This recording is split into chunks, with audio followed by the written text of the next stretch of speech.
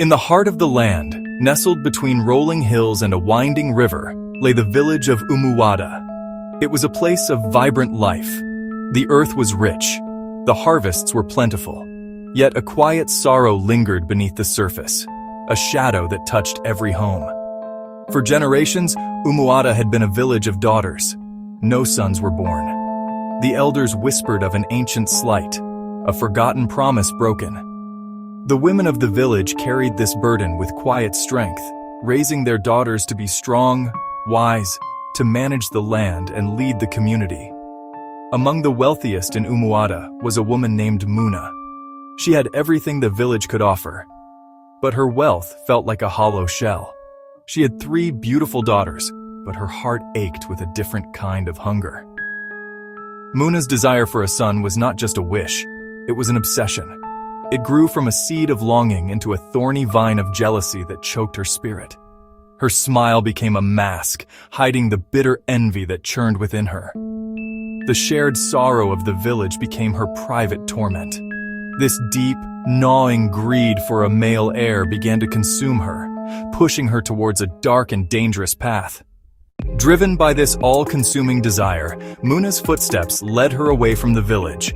She walked deep into the forbidden forest, where the air grew cold and sunlight struggled to pierce the thick canopy. Her destination was the isolated hut of a feared sorcerer, whose name was only spoken in hushed, fearful whispers. But Muna's desperation was a fire that burned away her fear. The sorcerer listened to her plea with eyes that held no warmth, only a chilling emptiness. He saw the greed festering in her heart and knew he could use it. He told her there was a way, a powerful ritual, a way to have the son she so desperately craved. But the price would be heavy. It would demand a sacrifice not of blood, but of pride, of dignity. He explained the terms of the deal with a cruel smile playing on his lips. Muna listened, her heart pounding in her chest. The cost was immense, a public shaming that would strip her of her status. But the promise of a son blinded her to all else. The deal was struck. The sorcerer gave her a small dark potion in a clay pot. He instructed her that for the curse on her own womb to be lifted, another must be cast upon the entire village. Every night, at the stroke of midnight, she was to go to the river that bordered Umuada. There, she must bathe in the open, where any sleepless soul could see her, anointing her body with the potion while chanting the sorcerer's incantations. This act of public vulnerability would weaken the village's spirit and channel all its fortune into her womb. Muna returned to the village under cloak of darkness, ready to pay the terrible price for her selfish desire. As Muna began her nightly ritual, a new and terrible curse descended upon Umuada. Her selfish pact poisoned the very air they breathed. The once plentiful harvests began to fail. Yams rotted in the ground, the corn stalks grew thin and produced no cobs. The river became murky and barren. Hunger became a frequent visitor, its cold fingers touching every family. The laughter of children faded.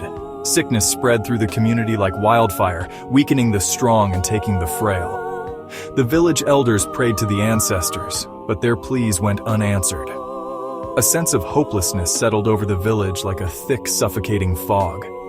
Each night, Muna continued her ritual at the riverbank. Some villagers would peer through their windows, a silhouette in the moonlight, bathing alone. They whispered among themselves, why would the wealthy Muna perform such a strange, shameless act? Her nightly bathing became a symbol of the village's decay, a bizarre spectacle that mirrored the unraveling of their lives. While the village withered, Muna's compound seemed untouched. Her stores remained full, her animals healthy. This stark contrast did not go unnoticed. Suspicion began to grow, planting seeds of resentment. Muna was an island of prosperity in an ocean of suffering, a suffering she herself had caused.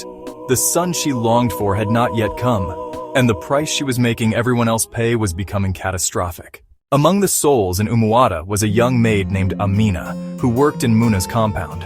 One night, worried about a strange noise, Amina followed Muna, creeping toward the river.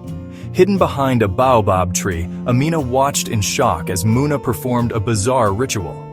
Amina noticed a small clay pot. The next day, driven by impulse, she took it. That evening at the river, she washed clothes in the fading light. The pot slipped, fell into the water and shattered. a dark cloud dispersed in the current and was swept away. That night, something shifted. The oppressive weight in the air seemed to lift. In a small hut at the edge of the village, a woman went into labor. Her cries were filled with pain, but also with hope. As the sun rose, casting golden glow over Umuada, a new cry was heard. It was the cry of a baby boy. The curse was broken. Not by magic, not by a powerful elder, but by the simple, brave act of a kind-hearted maid. The news spread like morning fire. Joy erupted through the village. People poured out of their homes, their faces filled with disbelief, then overwhelming relief. Communal celebration followed. Singing, dancing, drums. Muna heard the celebrations and knew her pact was broken. Her greed had brought only suffering. While Amina's simple courage had accidentally brought salvation, the village of Umuada had learned a painful lesson. That true prosperity is not found in selfish desire, but in the shared strength and gentle bravery of a united community.